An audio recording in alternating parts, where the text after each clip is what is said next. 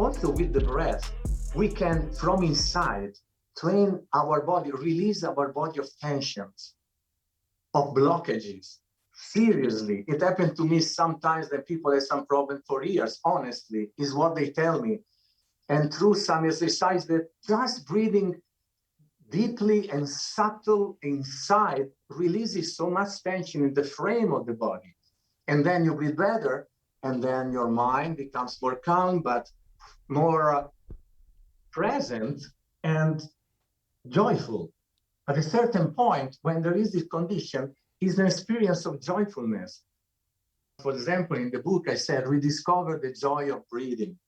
Because when we are babies, we breathe in a very spontaneous way. And then we conditioning the posture, and then we start breathing in ways that are not as natural.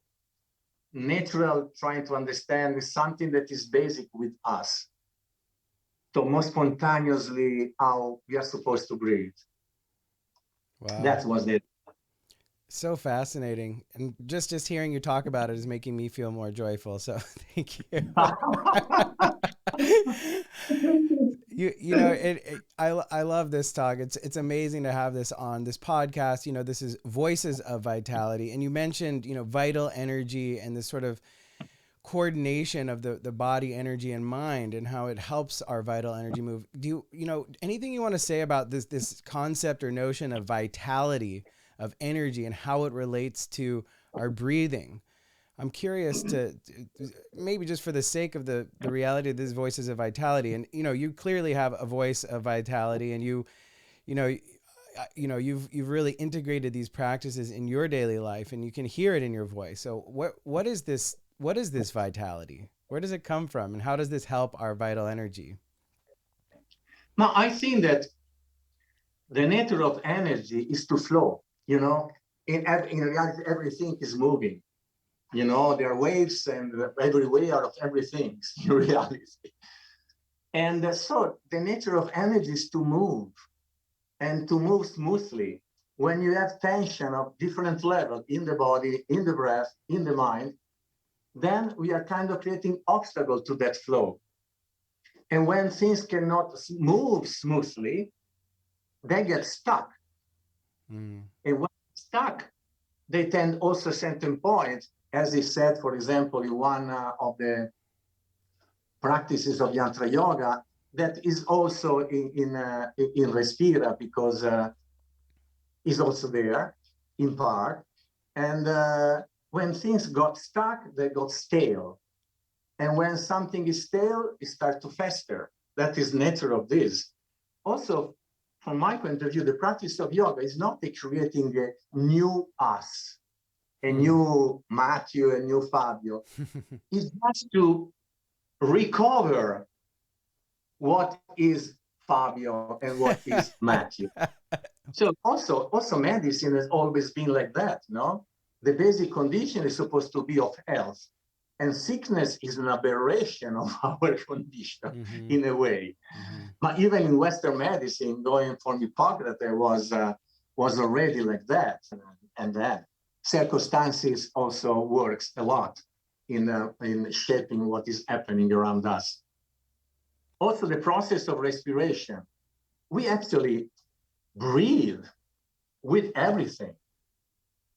Respiration is an act of letting the air come inside. The air that is shared by everyone, not just by one person, is not my air, your air, her hair. No, the air is of everyone. Everyone breathes the same air. Doesn't matter the race, the gender, or whatever, it's the same air that we breathe.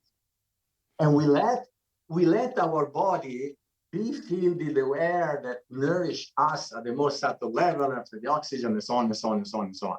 So also this is an understanding of interdependence of things and people and conditions. And this is important to understand that we have to have this awareness. Wow. Okay. I love that. That was so awesome. And it makes me wonder about this concept of relearning to breathe. what is it that happens? Why do we end up with so much tension and stuckness? You're mentioning interdependence and that we just need to also let the air in. But why do we get so stuck and forget how to breathe naturally? Well, one explanation is stress, and that at a certain point you get stress about stress. It's very difficult to accept, for example, not trying always to, as they say, accept and reject, but just to deal with what is coming in a way that is not creating too much tension. And the point is that in ancient times, we were really threatened in certain particular circumstances. The famous example of the lion. If the lion wants to eat you, then it's better that you get stressed. Right. Definitely. You need a nice shot of adrenaline or epinephrine, depends where you are, how it's called. And then you have to shut down everything, the digestion, everything. You need just energy in your muscle and go. But now, by several reasons, we are stressed mostly where there is no lions to bite us. And then the stress becomes the stress of the stress, and this is the rumination, constant rumination of the mind for many things, and this and that. And so that influences the way we breathe. We start breathing only in the chest, and the auxiliary muscles of respiration are forced to do the main job. That is not their job. Their job is helpers, not to open and close the rib cage too much and too often. And so they become tired and stiff. The diaphragm works less and less because it's a muscle, the diaphragm. So if you never really use it, doesn't work so well. And then when we breathe only upper in the chest in a shallow way, then activate always the sympathetic nervous system. So the stress keeps chronic, and then not enough oxygen in the brain, and so on and so on and so on. And so it's a kind of vicious circle. And so, for example, some of the exercises we do is just to open up the space, because what this does is kind of contract, close the space in the body, the space in the breathing, the space in the mind, also the space from others. Everything gets closed, gets tense, gets blocked. And through breath, we can really start opening the space in the body, the space in the mind.